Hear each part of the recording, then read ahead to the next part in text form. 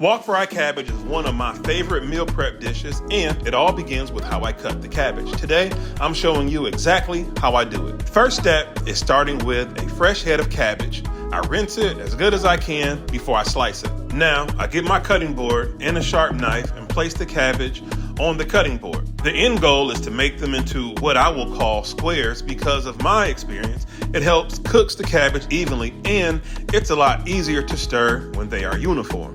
So this means the first cut is the most important. So I cut it in half like you see here.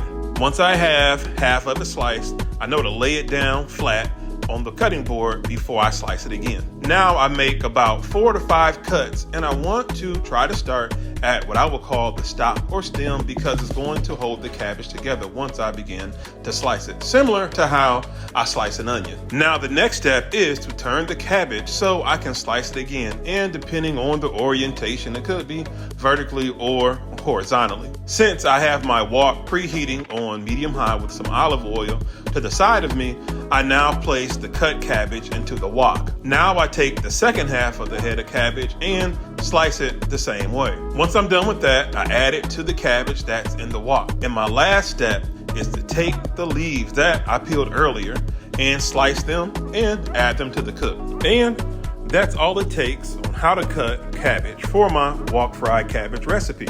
This is not the end because I have to add onions as well as bell peppers. So watch this video if you want to see how I dice the onions and peppers for this wok-fried cabbage recipe, or you can go right to the full recipe right here. But before you do that, make sure you subscribe and let me know what you think of this video in the comments.